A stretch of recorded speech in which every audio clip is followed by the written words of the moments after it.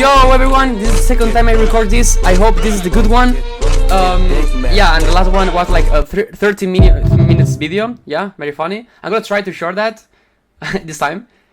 So in this video, I'm gonna try to explain the meta army, the buffs you can get, interesting thing about general traits, how the traits work, and how you can increase them, and hidden mechanics you didn't know. Yay! Okay. The first I'm gonna explain is the type of armies you can have, right? There is the defense army, attack army, and occupation army, but the occupation army is a fucking trash thing, but it exists, right? The defense army is an army that only has infantry, because the infantry, if you look at the stats, it has a lot of defense, and obviously it scales, right? So predominantly, if you want the defense army, you only put skirmish infantry, well, or the army, in the infantry it is, but only infantry. If you want an attack army, you want infantry, semi-infantry, and artillery to maximize the stats, because as you can imagine, the artillery, it has a good stats. But this is important thing. Because maybe you're so fucking bad and you don't know.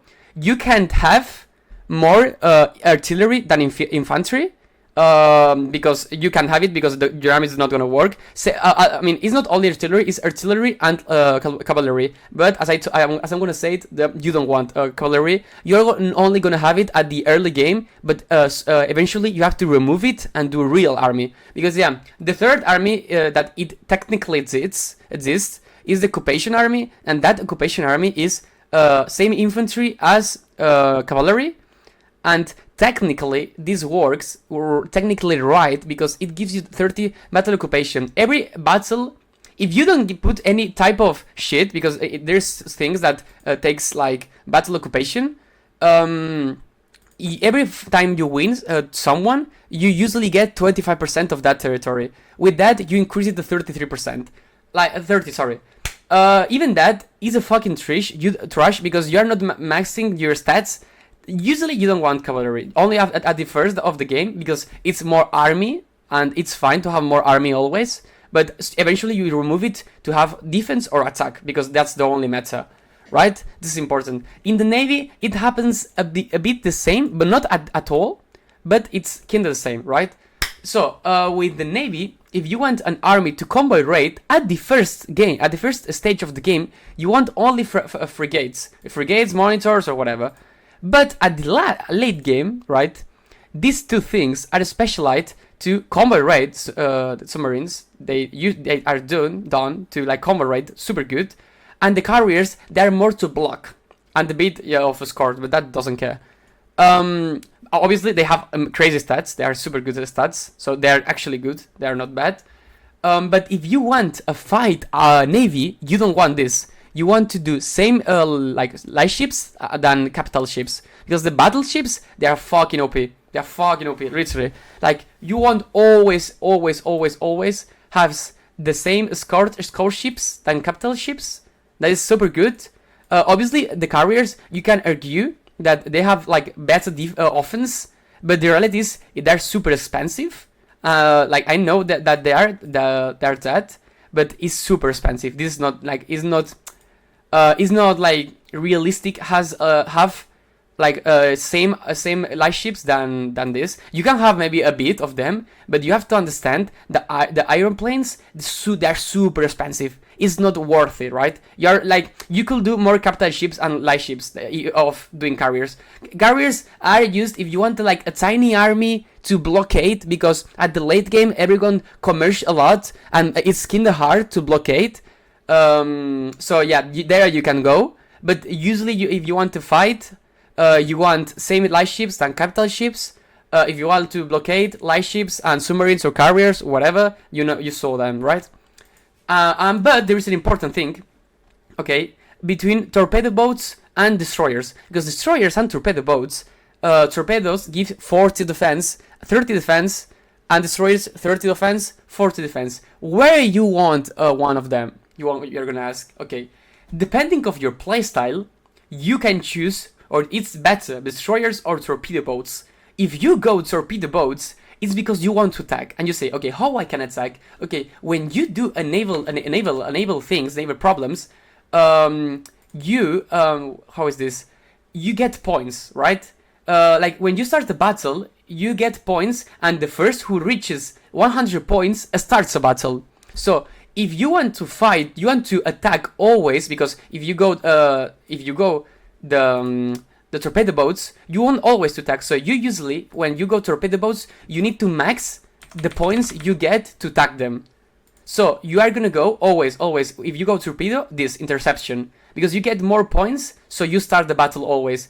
In this situation, for example, Russia only has 2 generals that only gives him 4 points, while my navy is getting 8 points right now. So I'm gonna attack always first.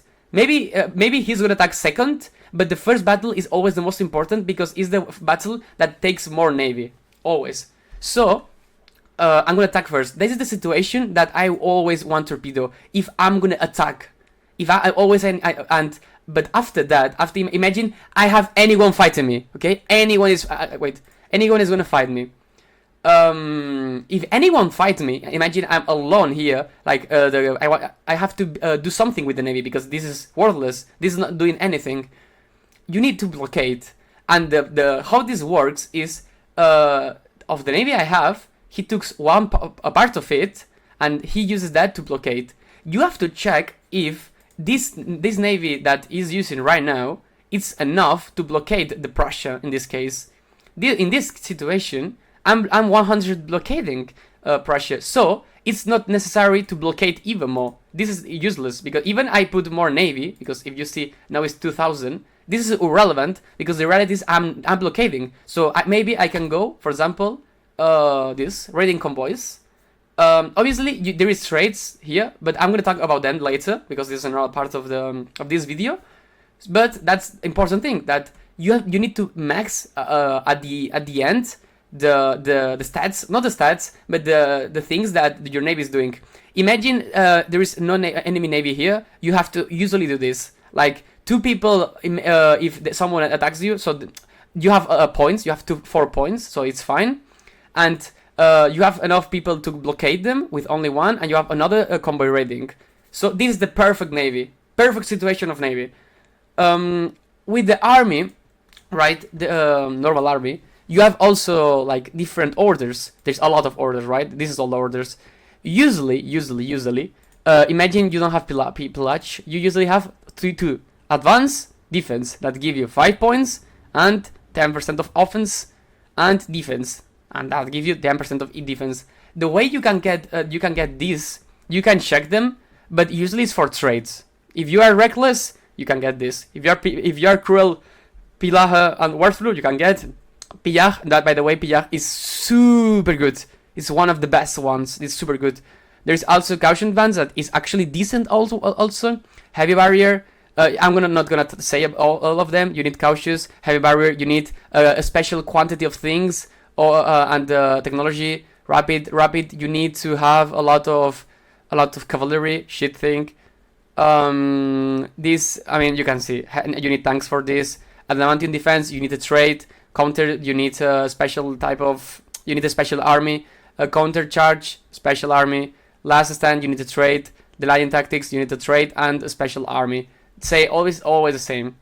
So this is important, but this is important. Obviously, you need to know like the good one is Pillaje, counting advance in attacking.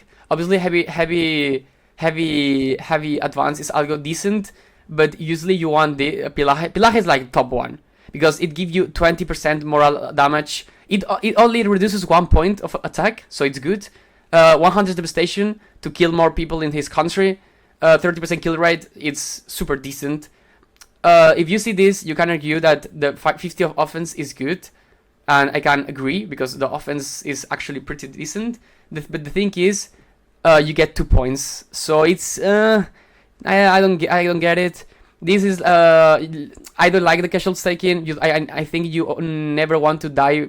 I don't want to kill my people usually. Sorry, my bad, bro. I don't recommend. Heavy. This is like super good also. But as I said before, he gets 2 points. Yeah, there is small kill rate, moral damage. That, by the way, the moral damage at the late game. But the moral damage, I'm gonna talk about them later. There is another ways to get moral damage, and a lot of them. Country advance is good, depending on the situation you are. And reckless advance is shit. Is literally fucking shit. So, saying that, I'm gonna now explain the buffs, okay? All the countries has, well, they can get a lot of buffs. Military, obviously I'm talking about. The first one is about your army. Your army gives you military buffs. Usually, you want to, if you want to really fight a big war, and that depends your distance, you want to make your army strong, because they get a double buff.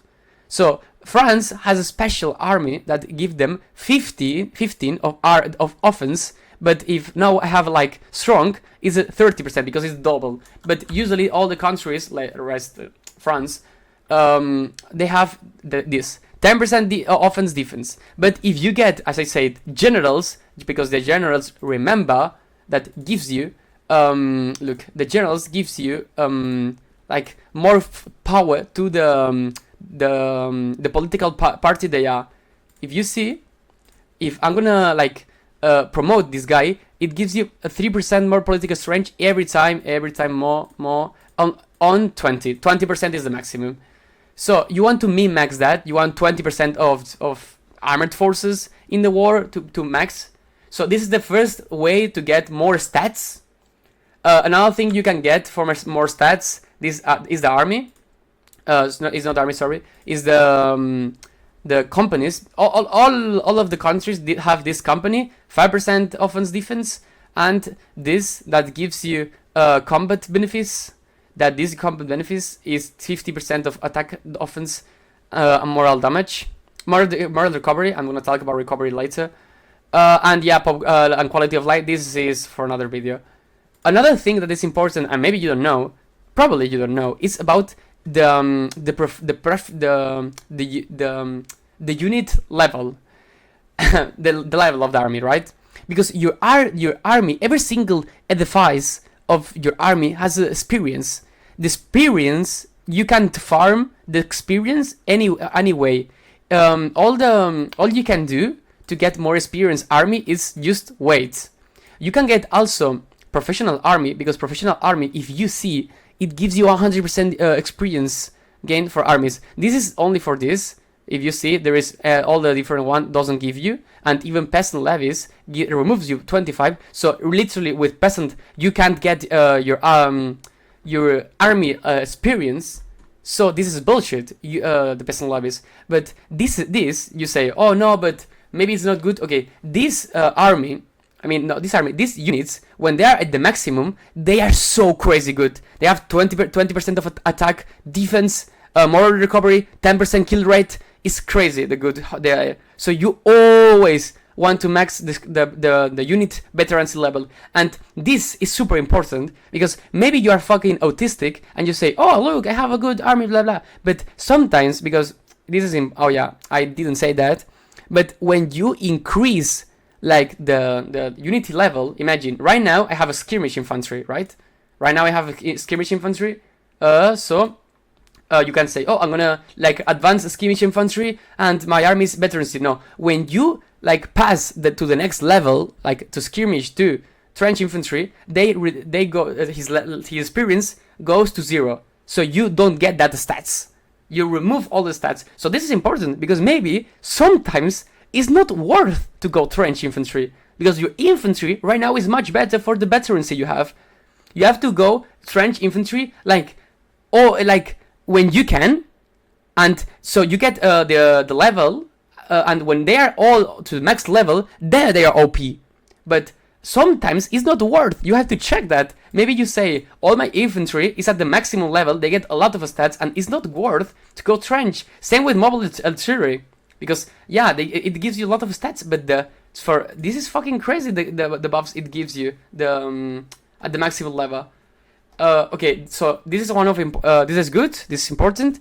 But yeah, going again to the things, you can get companies that give you stats military. You can get prestige weapons modifiers. You can go. There is some special. Like a lot of. By the way, I said defense and offense, but Prussia, for example, has crop. Crop gives you 10% kill rate. That's super good. There's a lot of companies military. You also can get trade generals, and I'm gonna talk about trade generals now. Okay, so to make it easier, there is a lot of fucking trades, but a lot, and even there is some mods like even put more trades. But I'm gonna explain the traits that you always want or you want to like maximize because they are super good at the early or late game. So Krell, as I said before, you probably wanted to get Pilaje because as you remember, Pilaje is good, is super good, it's OP. Ambitious, there is supply requisition expert. There is Trench Rat, but okay, the thing is with Trench Rat only historical characters have it. But when they die, there is no any way to get them until you get Trench Works. Because this trait, you only unlock this trait in normal generals unless you get here. And also with In Depth. In Depth there is a lot of traits. So, and by the way, they are super good traits, these two one. So yeah, this is another super good trait, by the way. It gives you like surprise. Later I'm gonna go with this because this is another part of the video. Like the surprise, the careful, innovative. Innovative is super good also because it gives you more loss. Okay, what's more loss? Okay, when you are fighting, when you're fighting, depending of how you die or how you lose like more moral loss. Sorry, you lose moral, and you say, okay, how moral works? Okay, every time you start a battle, it starts depending of the moral of your army, the army you have right now. Okay, if I start a battle right now, my army will have the 99% of moral. If your moral goes down, you lost the war because they will retreat always. So, as you can imagine, you want moral because moral is important. Okay, so yeah, innovative is a good trait because it gives you like surprise. I'm gonna go with this later. And moral loss because less moral loss. Because by the way, if you are fighting, imagine France against all the great powers in the game, you need to min-max that because when you're fighting to many other different countries, you usually are gonna lose all the battles, and this is gonna decrease really your moral. So this helps a lot. In bad situations, moral loss is good. Also, you can put this that gives you moral recovery, and if you give all of them when your army is not fighting, because the moral recovery only applies when you are not fighting in a war, fighting in the battles. This will recover your army. The army is the moral. This is a bullshit. You usually don't want this. The thing that it does is speed. Like when you move this army to here, for example, this is the speed. So probably this, and they are expensive, by the way. Never go that because it gives you moral loss. You don't want this. But this, even that, you don't want to spend 0.5 because it's kind of expensive. Or you can lose a lot of money only by that when it's a kind of trash. You always want to go that. That's the reality. It gives you a lot of stats. But there, you have to investigate this. But you have to do this because it gives a lot of stats. This does, as you can see, battle occupation. Remember, the base is 25. You can have negative battle occupation or positive. That gives you 80%. It gives you attrition risk. The attrition risk, it's kinda irrelevant because in vanilla it's not crazy how much attrition there is, but it's fine, it's good. And charter train rate, this is good. This is super good, and it's super good to like have this because you only need like this power block mandate. And there is also this is the same. It's always the same. They're good. Always go this, and the support. This is like the best of the game. 100%. This gives you 5% of flat offense and flat defense by 1 of munition, 1 of small arms. This is good because it's flat. It's flat, really. Flat is super good because there is a lot of modifiers to get defense or attack.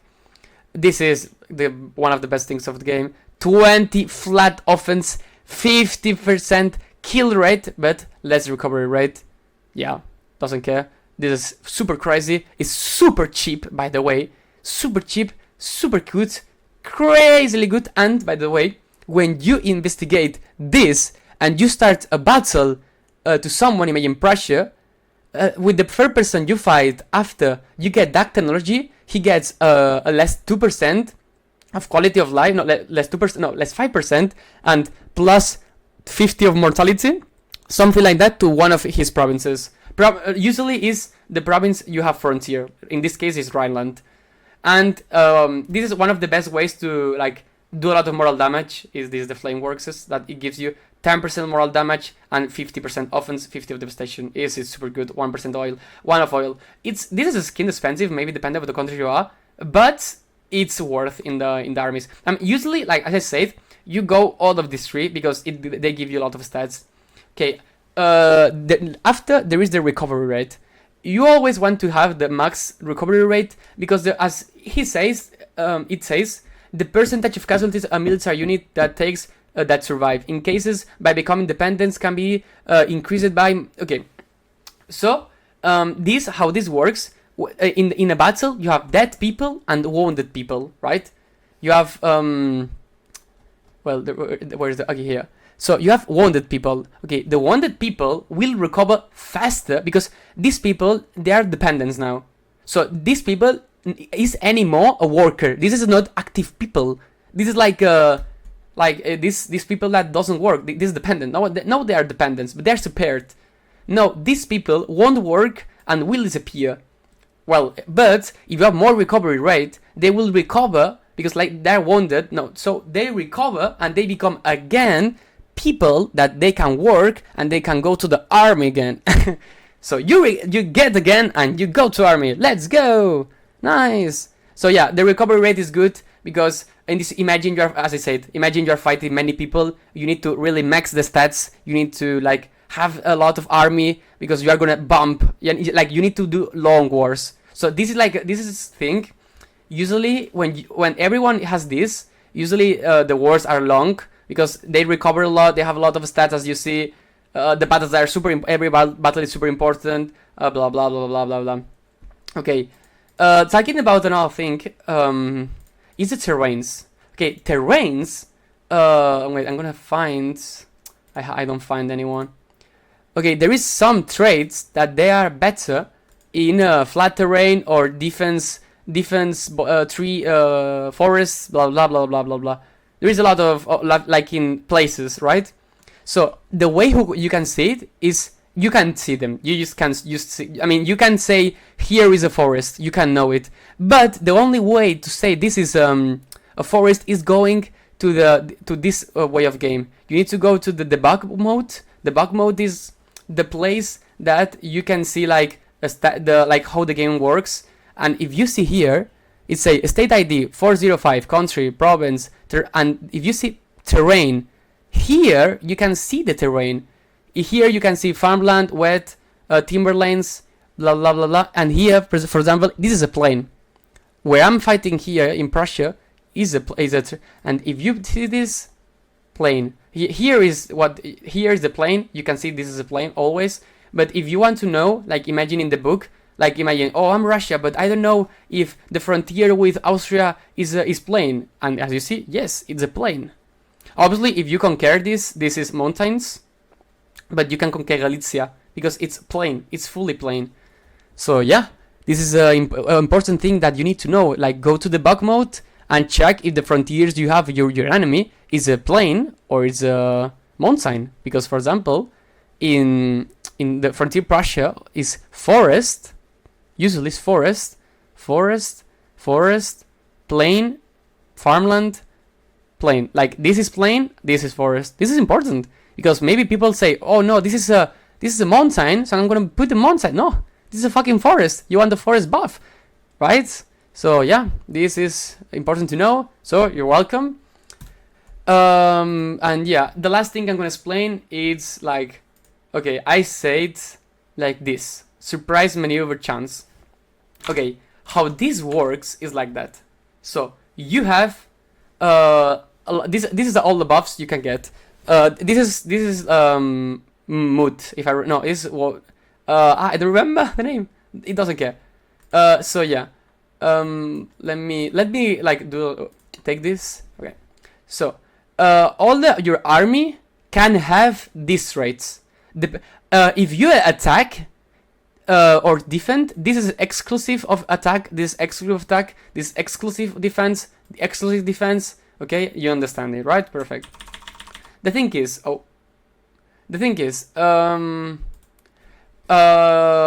this doesn't mean that if you have logistics, it's 100% aggressive maneuver. This is more probably like imagine you are in logistics, right? You have imagine a 25% to go this, but you have a 75% to go surprise maneuver, to charted terrain, to a rapid advance, surprise maneuver, or even exhaust. You can imagine you can imagine which are the good traits or the bad traits. Obviously, broken supply is bad, exhausts are bad, this trait here is bad, mood is bad, lost is bad, poor visit is bad. But the thing is, the best combo you can have in this game at the first is this. Look, a good general needs a supply organization expert because you have a 100% logistic secure chance, and you have a less 90% supply line chance. So if you have that, you are secured, or you are more probably to start like that. So you start with this, or you are more probably to start like this, and you say, yeah, okay, but this is one. But which is the other trait? Okay, the other trait is super good, and you can like find generals because this is realistically possible. Is because it's Molke. Well, not only Molke has this trait. Everyone can have this trait. Molke. This. You want expert isn't necessary. Like tier 2 is enough because the tier 2 it gives you 100%. Surprise maneuver chance. Why? Because if you are logistics, you are logistics secure, you are more probably to go aggressive maneuver. There is some traits that increases that. You can find them, but I'm just saying you want to min-max. Like the best way you can go in this game is logistics, then go aggressive maneuver, then you go rapid advance, then you go surprise maneuver, and then you try to praise in God, and you go again aggressive maneuver.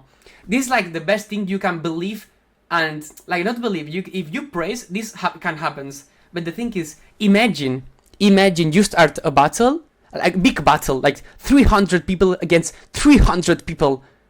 This is this fight. You have four traits, and the other guy is bad, and he doesn't have traits like to like prevent poor visibility or mods or wanted. Imagine, like you win the battle. So good generals are crazily good because you have more possibilities to have more traits, right? And another thing that is also important is about. So but yeah, that's all you need to know. Okay, you can do a screenshot of that and look the traits that there is in the game. Like when you are finding and see, okay, I need the general with this, like more possibility to this and this. So, okay, so that you can do that. But okay, I'm gonna end this because I don't want to explain like why, like which traits are super good.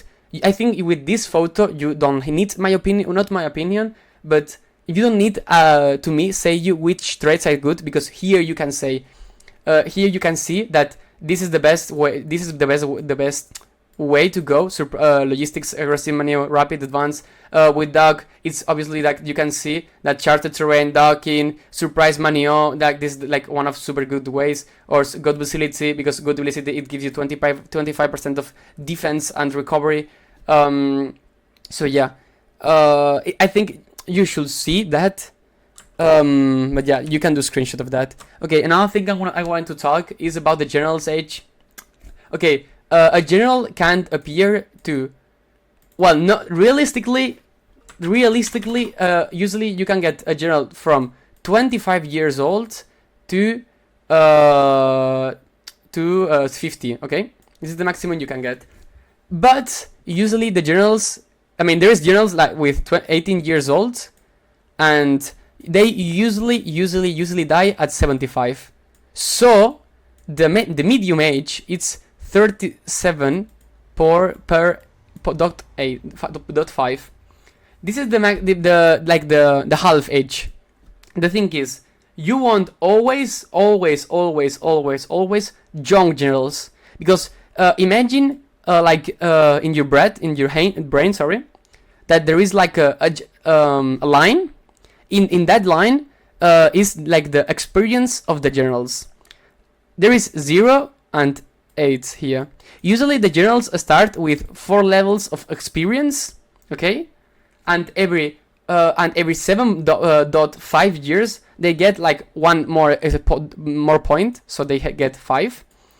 So you want and they say, okay, what is this point? Every 3 points they can get a new trait, right? Or they can get 1 point, and they can increase one of his traits. One example of that, for example, is this.